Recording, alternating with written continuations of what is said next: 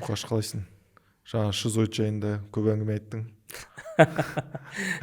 Гениялар жайында. Иә, бізде целый курс болды ғой. Біз ана Кусто группта целый оқу болды, ана финансистердің слеті болды да. Сол кезде қай жұмысшы қандай психотипке жатады, ол жұмысшы неге дұрыс, несі бұрыс, кейбір жұмыстарыңды жасамай жатса, оған не үшін ренжімеу керек, ол жұмысшыны қалай мотивировать ету керек, мысалы да. Сондай сұрақтар болды да. Сол кезде үйренгенім ғой. Сонда сен қай психотипке жатасың өзің? Барлық психотиптің аты есімде қалған жоқ. Иә. Бірақ ана шизоид деген күшті естіледі екен да.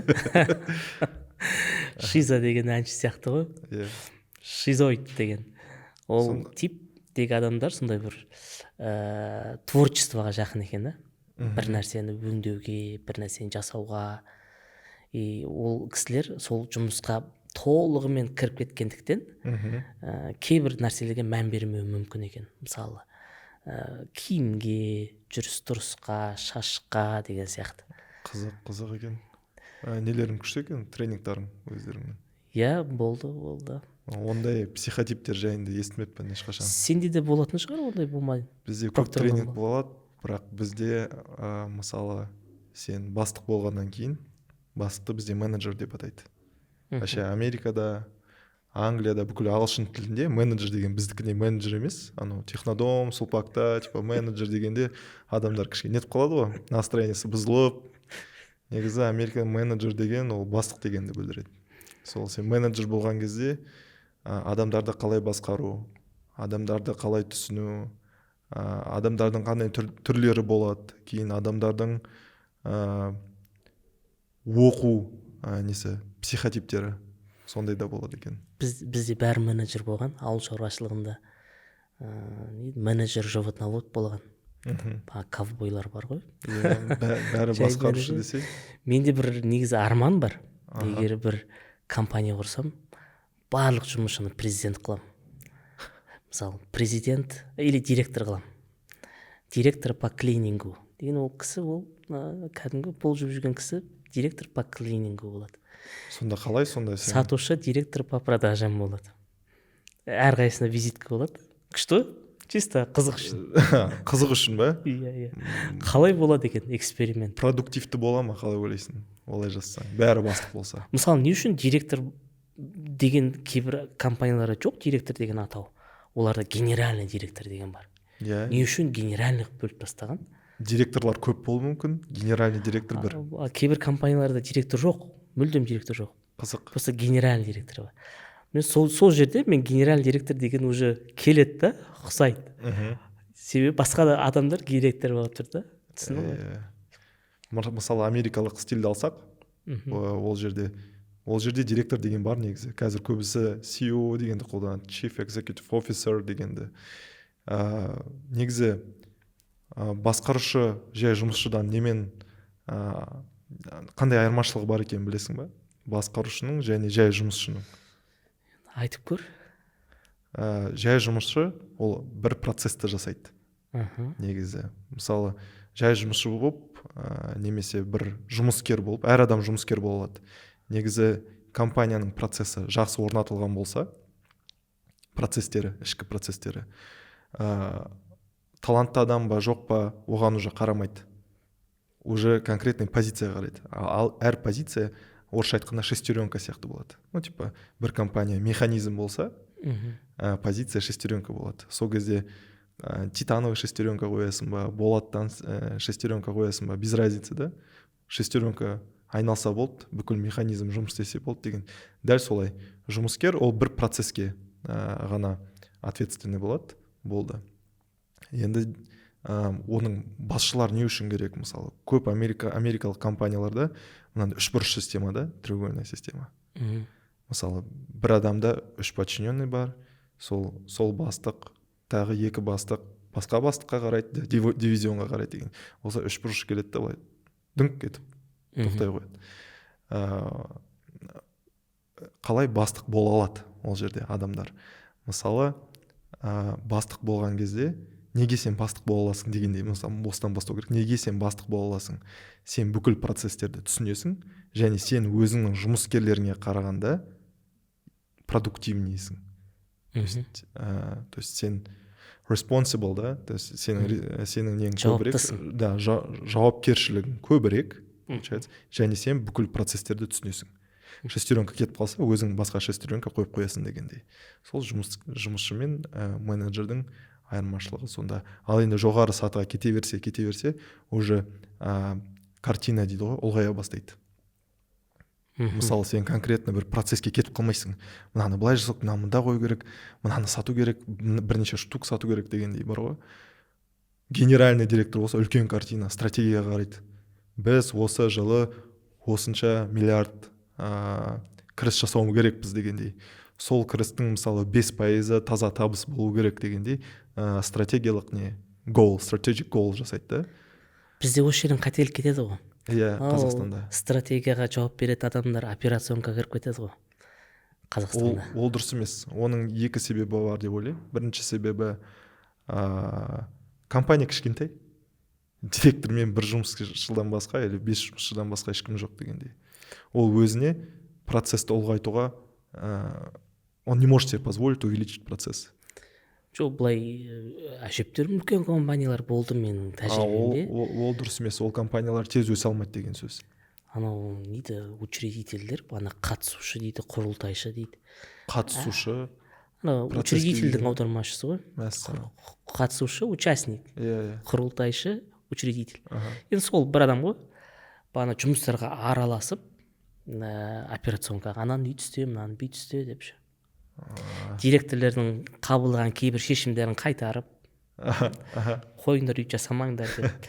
Немесе жұмысшылар директорды басып озып, банағы қатысушыға барып, өз мәмілелерін айтып, ой пікірлерін айтып, сондай. Негізі Қазақстанда әр адам басшы болғысы келеді ғой.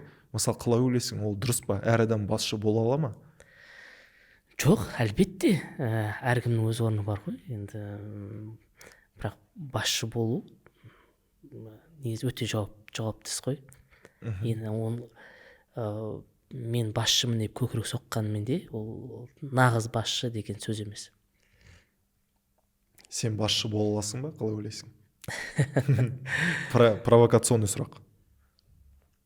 Мен ойымша әлде де үйренетін нәрсем көп сияқты.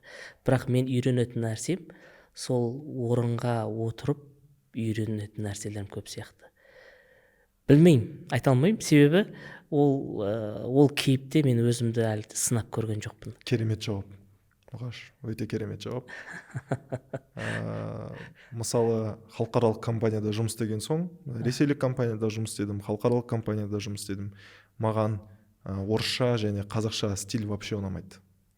Компанияның құрылымы, менеджменттің басқарушылардың өзінің жұмысшыларына отношениясы дым ұнамайды маған. Мысалы, америкалық компанияда көптеген принциптер бар негізі. Ол принциптер өте логикаға тәуелді, әр адам оны түсіне алады. Сол әдемі. Жалпы қазір басқару әдісі, басқару жүйесі ауысып жатыр ғой. Қазір жасанды интеллект басқаратын заманға көшіп жатырмыз дейді. Жаймен. Иә, мен осы жылы 2 ай бұрын өзімнің бір басшымен сөйлескем. Ол өзі басқа елден сұрақ қойғам да, енді ашық түрде. Қазір технологиялар дамып жатыр, жасанды интеллект дамып жатыр. Қалай ойлайсыз?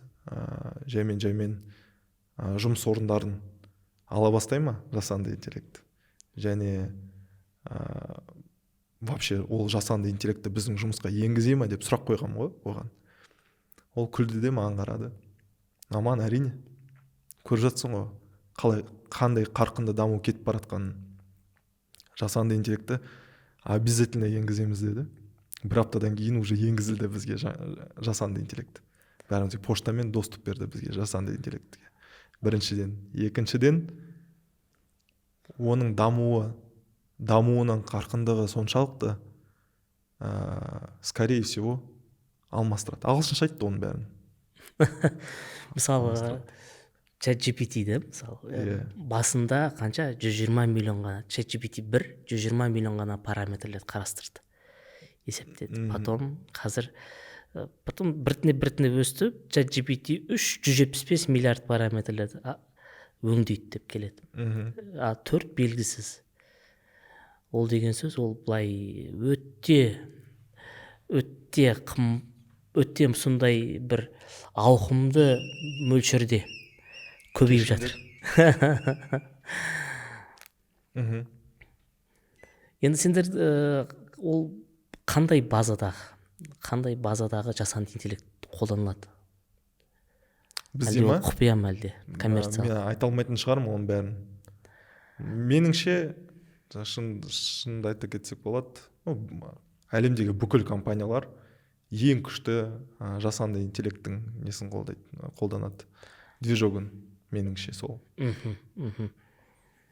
Енді анау тіпті ақш-тың анау бар ғой, қауіпсіздік жөніндегі банағы министрдің көмекшісі болу керек, Хикс деген кісі. Қауіпсіздікке қатысты кісі. Сол кісінің бір еңбек өзі айтты ғой, осы ақш-тағы қауіпсіздікке қазір банағы жасанды интеллектті қолданып жатырмыз деп. Қалай аталатын еді өзі? Қалай аталатын еді? Responsible AI strategy and implementation pathway деп аталады. Өзінің бір декларациясы бар өзінің. Түсінікті. Енгізіп жатыр. Негізі олар жасанды интеллектті бұрыннан бастап қолданып жатқан еді. ақш-тың қарулы күштері. Стелс технологиясы бар ғой, беспилотный самолет. Ұшқышсыз ұшақ, қазақшасын білмеймін. Дрондар ма? Дрондар, иә. Не ғой? Ол жерде мысалы определять, байқау үшін қолданған, анализ жасау үшін қолданған. Анау кімде Израильдегі ана куполды дейді ғой, ол енді искусственный интеллект емес шығар. Железный купол деген ба? Искусственный интеллект емес па? Меніңше искусственный интеллект емес, өйткені мен бағдарламалауды үйренген кезде сол кейсті көрсеткен бізге. Именно, мысалы, бірден кем сандар бар ғой. Бірден кем сандармен проблема туындайды екен бағдарламалаған кезде. 0,3 деген санмен, 0,2 деген санмен. То есть он в какой-то момент округляет дейді ғой. Не айналдыру дей ма, не дейді? Толықтыра ма? Толықтыратын, типа 0,3 дегенде мысалы 0,34 істеуі мүмкін мысалы. Бірақ ол неге дәлдікке әсер етеді екен. И әр қашан оны перекалибровать ету керек екенді. Перекалибровать етпесең, мысалы ракета ұшып барады ғой, определять етеді мысалы радиода сигнал. Бірақ из-за того, что вот это не откалибровано, округлять ете берген ғой, үлгермей қалады да. Үлгермейді емес, енді андай не істейді, қатты ауытқу пайда болады, дәлдігі кетіп қалады. Сол кезде байқадым, ол жерде искусственный интеллект емес, бағдарлама жай. Оның несі оңай ғой. То есть лицо, принимающее решение об ударе, это человек. То есть ол рұқсат беру керек та, жұмыс істеуге оған. Ол жерде 100 мыңдап атып атса, оған қайсы біріне рұқсат? Жоқ, оған бір рет рұқсат бересің ғой. Енді бір рет рұқсат бересің, ол ары қарай өз жұмыс жасайды. Трекинг жасайды ғой. Мысалы кім бар? Агенттік бар ақшта. Әлеуетті потенциальный дейді онда, әлеуетті бағанағы бағдарламаларды қолдайтын орталық. Дарфа деген орталық, қателеспесем. Сол айтады, беспилотник истребительдерді жасанды интеллектпен ұшырған. Басқарады, истребитель қандай жылдамдықпен ұшады. Дыбыстан тез ұшатын шығар ол. Енді ол қалай? Біз тіпті машинаны, көлікті жүргізе алмаймыз жасанды интеллектпен. Қазақстанда олар истребительді ұшырып жүр. Енді жасанды интеллект қатты дамып бара жатыр. Оның сондай заттарға енуіне біздің таңғалуымыздың керек жоқ. Қазақстан әрине түсінікті, біз одан қатты қалып қойдық. Бір конференцияда естігем, айтады, жасанды интеллекттің ғасыры басталды дәл қазір. Кім осы жасанды интеллекттің гонкасына кіріп міне алмайды, технологиялық гонкасына міне алмайды, сол артта қалып қояды, мүмкін ұмытылып қалады. Ол тіл жайында айтылған. Егер жасанды интеллектті мысалы қазақ тіліне үйретпесе, мүмкін болашақта қазақ тілі жоқ болып кетуі мүмкін. Өте андай серьезный зат айтылған да. Сол үшін бізге немесе бар технологияны алып дамыту керек, тілімізді енгізу керек, біздің тілді түсіну керек ол дегендей. Немесе ол өте опасный зат болып кетуі мүмкін болашақта. Ол мәдениет жағынан. Ал енді технологияны алсақ, жасанды интеллект өз технологиясын алсақ, дамуы соншалықты, ол даже қазақ тілін түсінеді қазір негізі. Әлеуметтік желідегі бар мәліметке тренировка жасамай ма жасанды интеллект? Сол мәліметті қолдана отырып, ол жауап бере алады. Оны даже демонстрация жасауға болады дәл қазір. Қазақ тілін түсіне ме жоқ па? Мен білем, бір-екі азаматтар бар, бауырлар. Бағана жасанды интеллект ChatGPT оқытып жүрген. Қазір істеп көрейін, ChatGPT қазір не тема? ChatGPT-ні қостым, көреміз. Қосылса сөйлесіп көрейік сол ChatGPT-мен. Қазақша түсіне ме жоқ па? Негізі 1-2 ай бұрын нетіп көргем мен оны, қосып көргем. Сол бір-екі бауырларын жасап жүрген көргем, үйретіп жүрген, солардың егер еңбегі жүзеге асып жатса, мүмкін солардың да бір үлесі бар шығар. Чат, мен сенімен қазір қазақша сөйлесемін. Сен маған жауап бере аласың ба?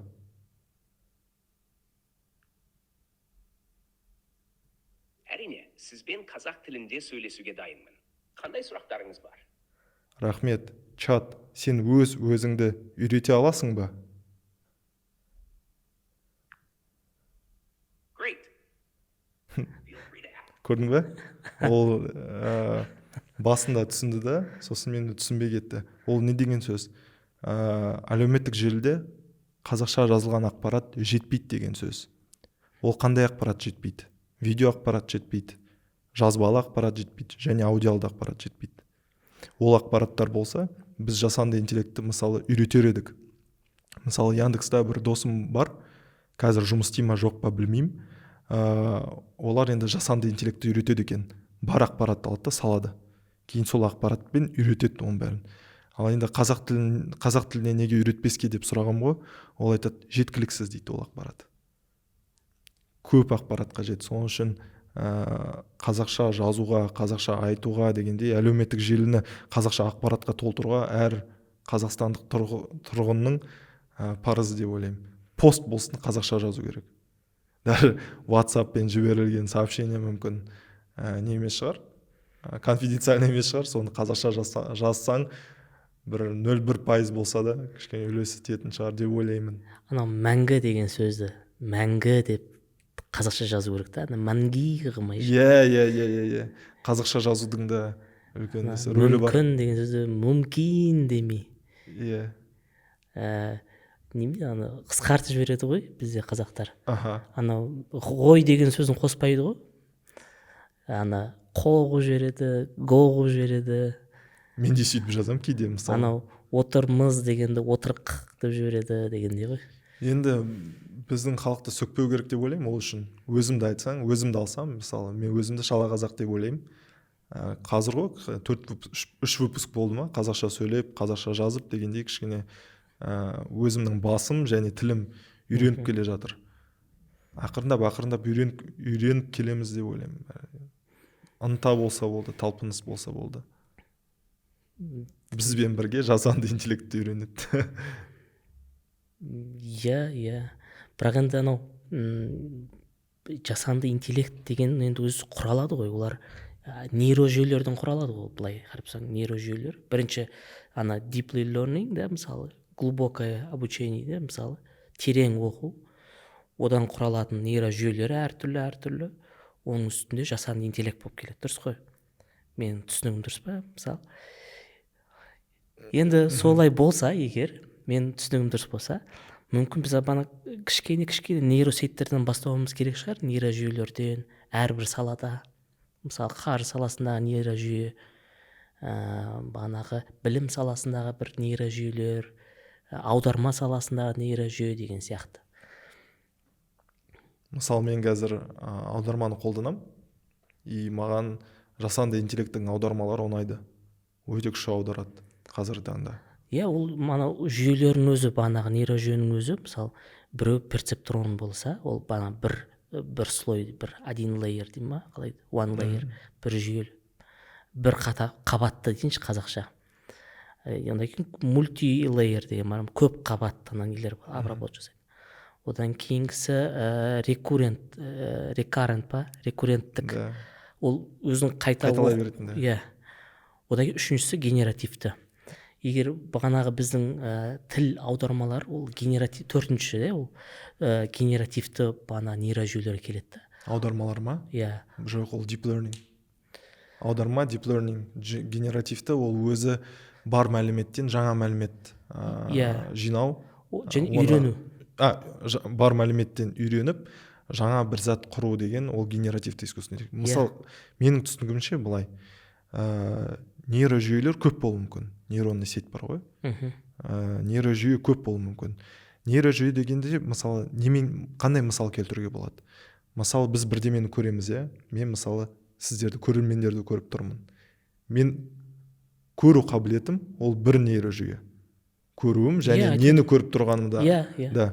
Кейін, мысалы, бірдемені ұстап, оның не екенін білу, ол екінші нейрожүйе. Мысалы, оқу, мысалы, текст жазылып тұрса бір жерде, оның текст табу, ол үшінші нейрожүйе. Ал искусственный интеллект деген, ол көптеген нейрожүйелердің қосындысы, және сол нейрожүйелерді қолдана отырып жұмыс істеу деген сөзді. Бірақ қазіргі искусственный интеллекттер, қазіргі жасанды интеллекттер, ол таза жасанды интеллект емес, білесің ба? Неге? Білесің ба неге? Таза жасанды интеллект деген, ол адамның көмегін қажет етпейтін, ақпаратты обработка жасайтын, ақпаратты өңдей алатын және толықтай жұмыс жасай алатын машина, оны искусственный интеллект деп айтады. Мысалы, қазіргі искусственный интеллектке көмек керек, бәрібір көмек қажет. Қандай көмек қажет? Мысалы, Midjourney-ні алсақ да, немесе DALL-E 2 дейді ғой, OpenAI-дің DALL-E 2-ні алсақ, ол бізге тексттен сурет жасайды. Мысалы, мен айтам, маған бір қыздың бейнесі керек, қазақша ой өрнегі бар киімде деген. Ол сол текстке қарап, бүкіл үйренген мысалы фотоларға, әлеуметтік желіден алған фотоларды үйреніп, бізге жаңа фото жасайды, біздің жазғанымызға қарап. Мынау генеративті жасанды интеллект. Көмек керек болып тұр. Көрдіңіз ме? Мысалы, мен мынандай жасанды интеллект таппадым. Бір кейде жұмыс болады ғой. Мынау файлдарды алып, жаңа файлы жасау, ол файлды өңдеу және результатты көрсету соңында. Файл қылып шығару дейсің ғой? Иә, файл қылып шығару болсын. Қазір, мысалы, даже чат GPT-ның жасай алатыны, мен Excel-де сала аламын да, не істеу керек маған деп жазу керекпін, полностью, детально жазу керекпін сол Excel-де өңдеу үшін. Кім бар ғой? Duet Artificial Intelligence. Google-дікі ма? Иә, анау бағанағы апшитке қосылған. Сол бағанағы, сол Duet приложенияның бағана бағдарламаның ішінде өңдейсің, кейін generate PDF жасайсың, бағана PDF қылып шығаруға болады. Қызық екен. Ондай искусственный интеллекттер көп негізі, PDF қылып шығарады. Бірақ сенкі былай бір мәліметті алып, өңдеп, документтерді өңдеп, немесе бірнеше документтерді қарастырып, солай ма? Мысалы, сен қаржыгерсің ғой, дұрыс қой? Сен қаржыгер ретінде жұмыс жасайтын. Мен коммерцияда жұмыс жасаймын да. Кейбір жұмыстарды ассистенттер жасау керек мысалы. Сол ассистентті ауыстыратын машина керек маған, жасанды интеллект. Мен оған уақыт кетірмейтіндей. Мысалы, айтам да, сен осыған қарайсың деп айтам, мысалы, искусственный интеллектке. Егер де бірдеме өзгеріп тұрса, сен маған біріншіден результатын бересің, екіншіден нұсқаларды бересің, опциялар. қандай опциямен жүруге болады және не болады осындай опциямен барсам, осындай керемет болатын еді. То есть чтобы мне оставалось только принимать решение.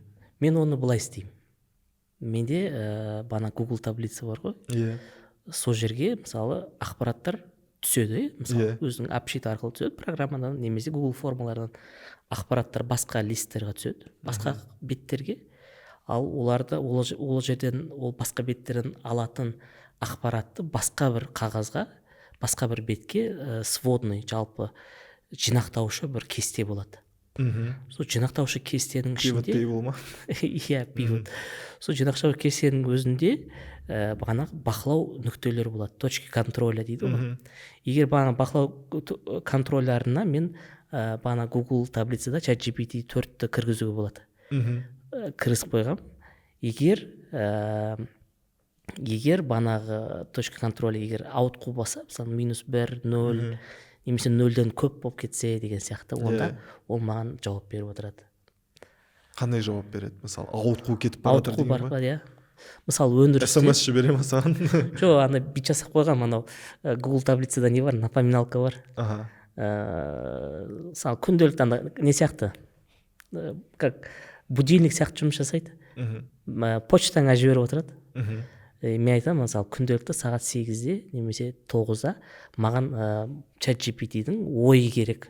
Осы біздің өндіріс жөнінде деген сияқты. Күшті. Ол айтып отырады, мысалы, ол бана жинақтаушы кестеде бір столбец, бана бір бағам деймін ба, бір бағамы бір адам ғана жауапты. Екінші бағамға екінші адам жауапты. Мына жерде өндірістің басшысы мастер жауапты болса, екінші бағамға бағанағы қойманың бастығы жауапты. Екеуінің мәліметтері бір-біріне сай келу керек. Егер айырмашылық болып жатса, артындағы недостача да. астындағы банағы бақылау нүктесі ол көрсетіп тұрады. Бағана ChatGPT айтады маған, мынаның мәліметі мен мынаның мәліметін салыстырған кезде осынша айырмашылық байқалып тұр деген сияқты. Бірақ қараш, жай программа же может с этим справиться негізі. Ол негізі сравнительный параметр ғой, тек то есть бір переменныйның ауысуын саған просто SMS ретінде жіберуі мүмкін негізі. Бәрібір адам, мен де оны жақсы біле бермеймін, енді әйтеуір бір әй деп бірдеңе жасап жатқанымыз ғой. Бәрібір керемет зат меніңше. Сен оның өзін жасап тұрғаның. Егер бір азаматтар арамызда бізді тыңдаушылар бір мықты қолданып жүрген болса, өз өндірісінде бағанағы аман айтып өткен ассистенттердің жұмысын атқара алатындай бір жасанды интеллектті қолданып жүрсе, комментарий жазып өтсе, біз білесің бе, қорқынышты зат бар негізі. Қандай қорқынышты зат? Почтаны қарау деген. Мысалы, жасанды интеллект тез оқиды ғой. Бүкіл поштаны оқып қою мүмкін. Біріншіден, екіншіден, сен көбісі қазір онлайн жұмыс істейді ғой негізі. Сен робот емессің ғой, 24 сағат былай жұмыс істей беретін, немесе 9-дан 6-ға дейін постоянно бірдеме жасайтындай. Бүкілін қарайды. Неше сағат компьютерда отырдың, қанша клик жасадың дегендей, қанша пайдалы жұмыс жасадың дегендей, соның бәрін өңдеп бір сводный таблицаға салу мүмкін негізі. Қазірде бар негізі Microsoft Viva деген бар. Ол енді жасанды интеллект емес, бірақ сондай көрсеткішті көрсетіп тұрады ол. Әр аптада қанша сағат онлайн болдың, қанша сағат сен конференцияда отырдың дегендей.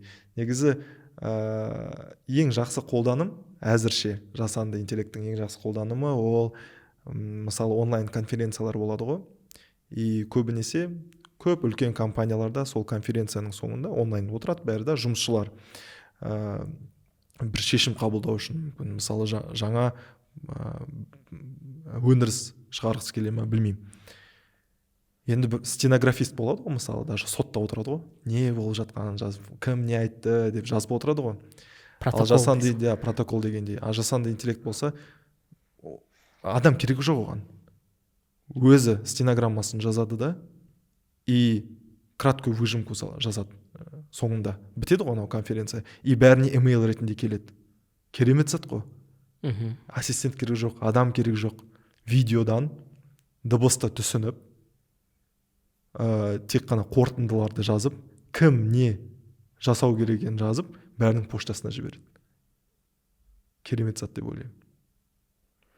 кейін кімдер видеографтар қалай искусственный интеллектті қолданады. Мысалы біздің подкастшы жігіттердің өздері де монтажшы отырып өзі монтаж жасамау керек, ана жасамайды да. Плагин бар Premiere Pro'да. Өзі кадрларын бөліп дыбыстарын соған нете келтіреді екен. Даже Reels пен TikTok'ты қазір жасанды интеллект жасайды. Сол сұмдық. Жын ұстайтын бар ғой. Ол искусственный қазақша түсінбейді ғой. Ол Reels'тің несін істей алмайды. Біз жасай алмаймыз пока. Үйретейік, ағайын. Ол үйрету үшін әлеуметтік желіні қазақша ақпаратқа толтыру керек. Қазақша видеоларға, қазақша енді мақалаларға оны көбірек жазу керек. Қазақ тіліндегі бүкіл кітаптардың бәрін алып электронды нұсқасын енгізу керек ол жерге. Хотя бы так. Білесің ба, тағы мынандай зат бар ғой. Халық саны неғұрлым аз болса, әсіресе мысалы носитель дейді ғой, сөйлеуші халық саны неғұрлым аз болса, қажетті ақпаратқа әлеуметтік желіні толтыруға көбірек уақыт кетеді. Мысалы ойлашы, ағылшынша сөйлей алатын әлеуметтің саны қанша? Миллиардтаған адам. Миллиардтаған адам 1 секундта терабайттаған мәлімет жаза алады ағылшынша. Көп. Біз сонша мәлімет жасау үшін, мысалы 5 миллион халық дейтін 4 миллион жарайды. Қазақша контент жасайтын да, қазақша хотя бы 1-2 сөз жазатын да. Бізге мыңдаған, миллиондаған жылдар керек шығар. Біздің көбісінің даже талпынысы да жоқ қазақша жазуға әзірше. Ол контрибуция деп аталады. Contribution. Википедиядан қарағам, енді орысша аудармасы онша емес. Контрибуция десең, ол неге соғысқа байланысты екен де, бірақ әр адамның үлесі деген сөз. Мысалы біз 100%-дан мысалы 5% үлес алып келіп тұрсақ, қазақ тілін білетін адамдарда, ақпаратты қазақша жазатын адамдар 5% үлес келтіріп тұрсақ, мысалы ағылшын тілділер, ағылшынша тек сөйлейтіндер, олар 100-ден 100% үлес алып келеді әр адам. Сонда ойлашы, біздің 4 миллион адамның 5%-дық эффективності 5% мысалы десек, біреудікі мүмкін 70% болар, мүмкін 100% қазақ тілінен басқа тіл білмейтін адамдар 100% үлес алып келетін шығар. Представь, даже андай адамдар болуы мүмкін ғой, қазақша біледі, қазақша сауаты бар, бірақ әлеуметтік желіде немесе интернетте вообще ештеңе салмайды. Әлеуметтік желі интернет па? Или социальный сеть па әлеуметтік желі? Әлеуметтік желі, социальный сеть. Мен интернет деп жүрмін ғой, әлеуметтік желіні. Ол менің қатем негізі. Бүкіл жерде әлеуметтік желі дегенім ол интернет жайында, ғаламтор жайында. Ғаламтор, иә. Кім бар ғой анау? Джеффри Хинт деген кісін білесің ба?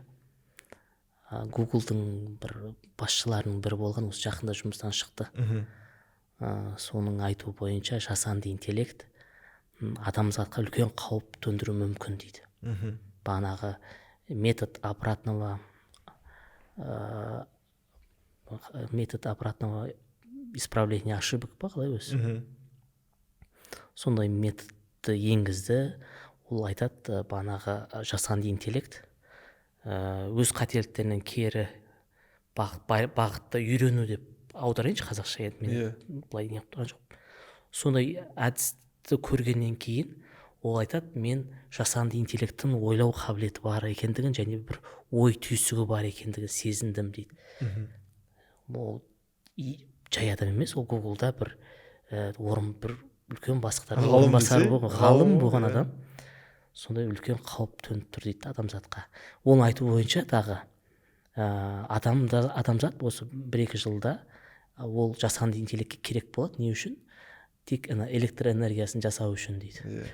Сосын одан кейін ол үшін де керек болмай қалады дейді. Әлемдік интеллектуалды дамудың адамзат тек қана үлкен даму барысындағы бір бөлшегі ғана болып қалады дейді. ары қарай дамып кетеді дейді. Иә, негізі екі философиялық ой бар ғой жасанды интеллектке. Бірінші философиялық ой болса, негізі адамдар жасанды интеллектті жасап, кейін оны қатты дамытып, ол өзін істей алатындай, өзін тудыра алатындай дей ма білмеймін, сондай қылып жасап, ары қарай адамзат кетеді ғой, біз биологиялық мақұлықтар дей ма. Сон ғылыми атау бар еді, технологиялық. Ну смотри, былай ғой, короче, адамзат ары қарай болмаса, мысалы әр адам айтады, ақырзаман анандай мындай деп айтады ғой. Ары қарай біздің мысалы ойымыз, біз туралы вообще тарих сол искусственный интеллектпен кетеді дегендей. Адамзат қалмаса да машиналар болашақта жерде жүреді, оларға ауа қажет емес. Иә. Олар жүре береді деген сөз. Енді ол кісі айтады, енді уже басталып кетті дейді. Ол бір философиялық ой негізі. Екінші философиялық ой, жасанды интеллект бізді басып жібереді деген сөз. Иә. Біріншісі, біз оны үйретеміз қазір. Кейін ол өз-өзін жасайды. Кейін ол адамдар оған қажет емес екендігін түсінеді дегендей. Кейін адамзатты өлтіреді дегендей. Анау қалай айтсам болады, анау нейрожүйе дегеніміз ол былай нейронның прототипі ғой. Нейрон деген сөз, ол мысалы кімдер, мысалы мынау нейронға ұқсай ма мен қолым, мысалы мынау нейрон болса, мынау аксон дейік, мынау сомас денесі, мынау дендриттер, иә. Мына жерде мынау аксондарды басқа нейрондармен неғылатын не бар? Аралық синапс. Иә? Ол мысалы аксондық синапс болады, аксон дендриттік синапс болады деген сияқты. Соның арасындағы бана синапстың өзін қазір жасанды интеллектпен жасап жатқаннан кейін мен байланыс ретінде үлкен бір, қалай айтсам болады, бір үлкен қауіп төніп тұрған сияқты шынымен де бізге. Мұқаш көбісі қауіп көрсе, мен болса оның үлкен адамзатқа деген үлесін көріп тұрмын. Қандай потенциалды үлес алып келе алатынын көріп тұрмын. Неге десең, мысалы адам деген, мен жаңа басында айтып кеттім ғой, система болмаса компания болашақта ыдырайды дегендей. Ол тек талантты адамдарды алу керек та, жақсы компания болу үшін. Меніңше жасанды интеллект дәл сондай зат та, негізі технология. Ол не туралы айтып отырмын? Ол мысалы медицинаны алсақ, иә. Мысалы бір адам миллиондаған нені қарай алмайды да, нені айтайық, рентген снимок дейді ғой, миллиондаған рентгеннің снимкті қарай алмайды. Ал жасанды интеллект қарай алады. Бір секундта мысалы миллион адамның рентген суреттерін қарап, сосын оған қарап нені айту. Әр адамға өзінің диагнозын қою. Жасанды интеллект жасай алады. Мысалы даже қазір чат GPT-ні қолданып, бір әйел өзінің қызына дұрыс диагноз қойған екен. Бағанағы кісі айтады, мысалы бізде адамда бір бағанағы искусственный интеллект, жасанды интеллектте 1 триллион синапстық байланыстар бар, иә. Мысалы нейрондардың арасында input хайдың арасында бар ғой, обработка жасайтын, бағанағы өңдеу жасайтын синапстардың саны 1 триллион дейді. Ал адамда 100 триллион дейді. Бірақ соның өзінде де жасанды интеллекттің ақылы көп, білімі көп деп тұр да, өңдей алатын ақпараттар көп. Ол деген сөз, ол энергияны аз жұмсап, көп ақпаратты өңдей алады дейді. Ал адам ондай қабілет жоқ дейді. Оның өзі, оның жасанды интеллекттің болашақтағы бір үлкен мүмкіншіліктерін айтып тұр да. Одан кейін жасанды интеллект өте сонау қаншама ғалымдардың, қаншама тарихтың кітаптарын, ақпараттарын барлығын өңдеп болғаннан кейін ол белгілі бір тенденцияны бақылай алады дейді. Біздің жай адамның көзі көрмейтін бір масштабты көре алады дейді да. Оның ойлау ауқымы кеңейеді дейді. Ол деген сөз, ол бізді басқару да, бізді былай біздің психологиямызды меңгеріп барлық жағынан біз оның алдында қауқарсыз болып қаламыз деп тұр ғой. Мен қорқатыным ол жасанды интеллект адамзатты басып алады деп қорықпаймын. Мен жасанды интеллект адамзатты басып алғысы келетін адамдардың қолына түсіп қала ма деп қорқамын. Қызық. Сол өзінің бір жеке бір мақсаттарында қолдана ма депші.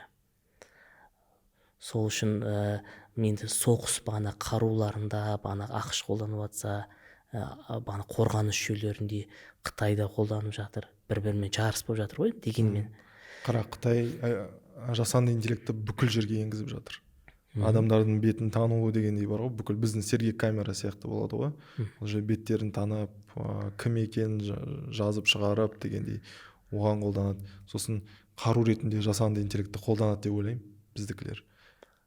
Критический жерде қолданбайтын шығар, ядролық қару дейтіндей, бірақ басқа жерде қолданады деп ойлаймын. Мен жарты жыл бұрын көргем Boston Dynamics'ті білесің ба?